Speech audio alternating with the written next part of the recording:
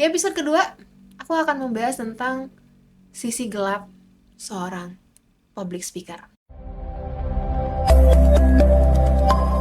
Assalamualaikum warahmatullahi wabarakatuh. Halo teman-teman, kembali lagi di channel YouTube Menghebat Bersama bareng aku Ida Laside. Dan di channel YouTube ini kita akan belajar tentang bagaimana belajar public speaking dari nol. Untuk kamu semua yang ingin belajar public speaking. Guys, kamu gimana kabarnya? Semoga sehat selalu ya. BTW 2024 udah mau selesai nih. Gimana resolusinya? Targetannya? Apakah sudah tercapai? Atau masih masih banyak yang keskip teh. Aduh, aku masih mager-mageran. Oke, sudah, jangan mager-mageran lagi. Karena kita masih ada waktu 1 bulan lagi guys. Mari kita optimalkan setiap potensinya kita, setiap kesempatan yang ada pada diri kita, dan salah satunya adalah kesempatan untuk belajar public speaking melalui channel YouTube Menghebat Bersama. Dan setiap hari Minggu insya Allah aku akan meluangkan waktuku untuk bercerita kepada kamu semuanya tentang bagaimana belajar public speaking dari nol. Nah, di episode kedua kali ini, buat kamu yang belum nonton episode yang pertama, tolong ditonton dulu karena ini berkelanjutan. Karena aku membahas ataupun belajar public speaking dari nol ini berawal dari kerangka berpikir yang beneran dari dasar banget, mulai dari mindset. Kemudian kita akan membahas di episode kedua ini tentang suatu hal yang menarik banget nih. Apa coba? Di episode kedua aku akan membahas tentang sisi gelap seorang public speaker. Wah, apa tuh? Kenapa Teh Indah bahas sisi gelap gitu ya? Kenapa Teh Indah bahas sisi negatif? Karena aku ingin kamu semua bukan hanya berorientasi pada hasil. Karena aku ingin kamu semuanya bisa menghargai proses. Adanya aku di sini bukan lahir dari kemarin sore, tapi dari proses panjang yang mungkin gak pernah kamu tanyakan. Yang sering banyak yang menanyakan, Teh gimana caranya mengatasi nervous, Teh gimana caranya jago public speaking kayak Teteh dan lain sebagainya. Tapi jarang banget ya yang nanyain Teh gimana proses perjuangannya, struggle-nya kayak gimana. Kayaknya gak pernah ada yang mau tahu. Dan orang gak pernah peduli sama prosesnya kita. Orang peduli sama pencapaiannya kita, orang peduli sama hasilnya kita. Dan aku gak mau itu terjadi pada kamu semua. Kamu yang ingin belajar public speaking harus belajar untuk menghargai proses dan menikmati proses. Jangan berorientasi pada hasil. Oke, hari ini aku datang ke channel YouTube ini karena aku ingin jago public speaking. Oke, gak apa-apa. Tapi kamu gak pernah berproses, tapi kamu gak pernah latihan, tapi kamu gak pernah mau belajar lebih dalam, kamu gak mengimplementasikan apa yang aku sampaikan kayak gitu, ya gak akan bisa gitu. Gak ada yang instan guys, mie instan aja harus direbus dulu kan, gak pernah instan. Dan aku di episode ini aku ingin cerita kepada kamu semua tentang ya tadi menghargai proses. Aku guys, alhamdulillah hari ini aku bisa bercerita kepada kamu semuanya, dan prosesku lumayan panjang dan lumayan lama. Aku memulai untuk belajar public speaking, berani tampil berbicara di depan banyak orang atau bahkan di depan kamera itu dari tahun 2021. Di tahun 2021 skill public speakingku masih rendah lah ya. Intonasinya masih kemana-mana, artikulasinya juga pokoknya mah kayak gitu lah ya. Kalau misalkan kamu mau nonton videoku, jangan deh. Tapi ada jejak digitalnya. Di tahun 2021, aku ditawari untuk menjadi host podcast di salah satu channel YouTube. Dan dari sana memang skill public speakingku masih sedikit lah ya. Sedikit, kalau sekarang alhamdulillah udah lumayan. Tapi di sana aku bersyukur banget. Aku jadi pribadi yang berani untuk mengambil setiap kesempatan yang datang. Ketika aku ditawari jadi MC, gas. Ketika aku ditawari jadi moderator, gas. Ketika aku ditawari jadi host podcast, gas. Walaupun aku nggak ada pengalaman di sana, tapi ini adalah suatu ladang pembelajaran dan kesempatan gak pernah datang 2 kali.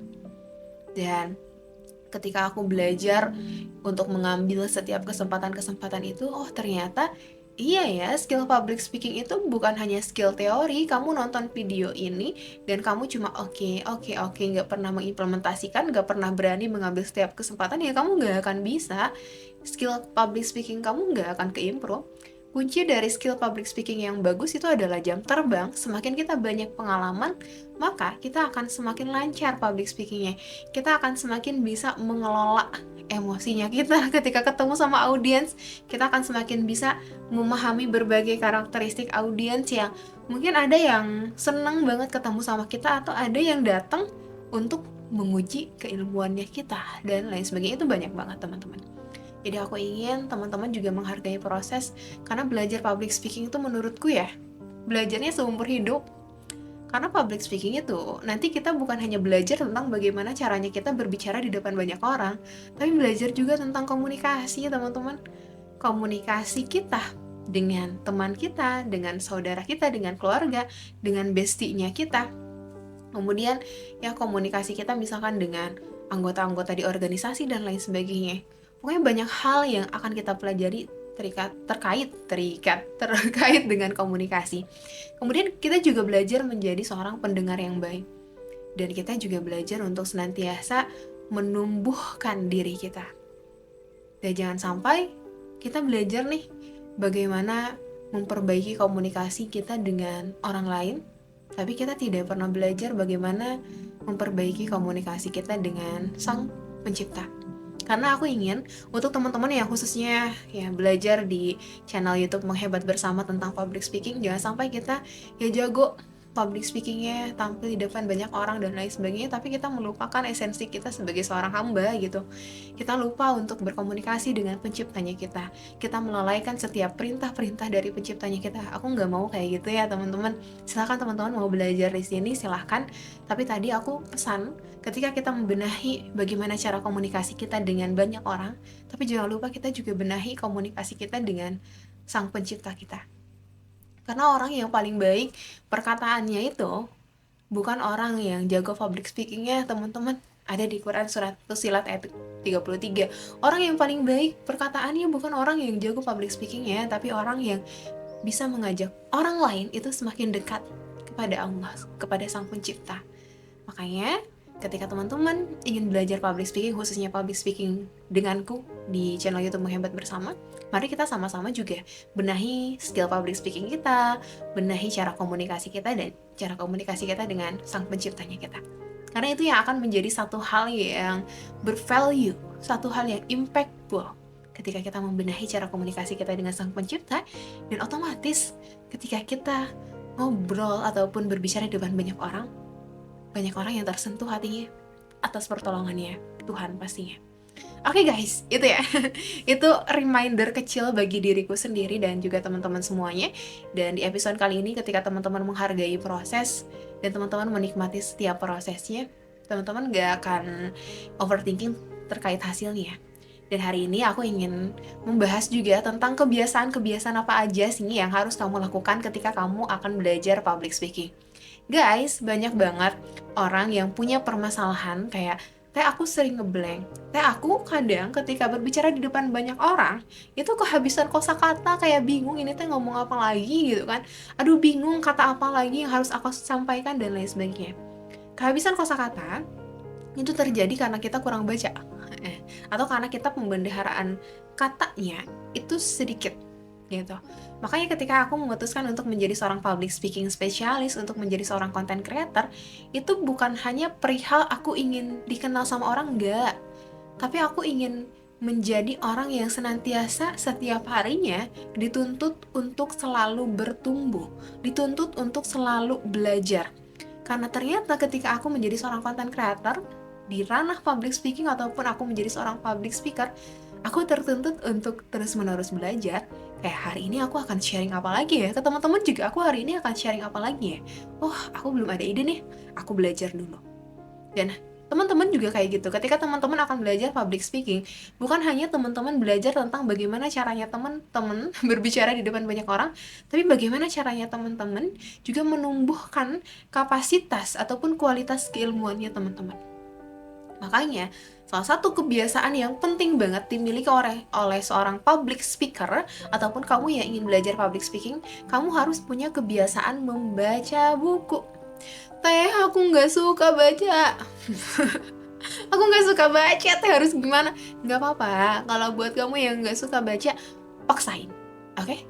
Sesuatu hal yang baik itu memang perlu dipaksakan. Nggak bahasa Sundanya mah Allahumma paksakan, harus dipaksakan, oke? Teman-teman harus memaksakan diri teman-teman untuk bertumbuh membaca buku, baca buku sesuai dengan yang teman-teman sukai. Kalau aku suka public speaking, bacaan-bacaanku adalah buku-buku public speaking gitu. Setiap hari teman-teman luangkan waktu 10 menit juga gak apa-apa untuk baca buku 2 lembar gitu. Baca buku 2 lembar, baca kemudian pahami. Bacanya, untuk kamu yang ingin jadi seorang public speaker ataupun jago public speaking, jangan hanya sekedar baca, oke? Kalau sekedar baca semua orang juga bisa, yang non public speaker juga bisa. Tapi kalau misalkan kamu ingin mengupgrade skill public speakingnya kamu, ketika kamu membaca buku, kamu baca, kemudian kamu pahami, setelah itu kamu tuliskan apa yang kamu pahami. Tuliskan apa yang kamu pahami, bukan tuliskan kamu menyalin dari buku kemudian tuliskan ke buku tulisnya kamu ataupun notnya kamu, bukan. Tapi tuliskan apa yang kamu pahami. Oke, aku paham tentang mindset public speaking tuh kayak gini, A, B, C, D. Kamu tuliskan. Gitu. Kenapa teh harus menuliskan? Karena ketika kita menuliskan apa yang kita pahami, kita akan belajar bagaimana merangkai kata demi kata. Sehingga ketika kamu tampil di depan banyak orang, kamu akan mudah tuh merangkai kata demi kata dan kamu nggak belibet, nggak ngeblank, dan lain sebagainya. Setelah itu, setelah kamu menuliskan, baru kamu masuk ke tahap yang ketiga. Kamu sampaikan apa yang kamu pahami atau apa yang sudah kamu tuliskan kepada orang lain. Teh, aku nggak punya orang, ataupun aku nggak punya teman cerita, nggak apa-apa. Kamu punya handphone kan? Kamu record. Hari ini aku sudah belajar tentang A sampai Z, aku dapat A sampai Z misalkan, kayak gitu. Kamu sampaikan via record, kemudian kamu dengarkan. Teh, suaraku jelek, atau teh aku geli sama suaraku sendiri. Ya, gimana gak geli? Kenapa kamu geli ngedengar suara sendiri? Karena kamu gak pernah terbiasa untuk mendengarkan suara kamu sendiri. Dulu, aku melakukan hal itu. Aku baca, aku pahami, aku tulis, aku sampaikan. Aku dengarkan suaraku. Jadi aku terbiasa untuk mendengarkan suaraku sendiri dan, oh ternyata suaraku bagus ya. Teman-teman juga pasti suaranya bagus. Tapi karena teman-teman tidak pernah mendengarkan suara teman-teman, jadi kerasanya geli gitu.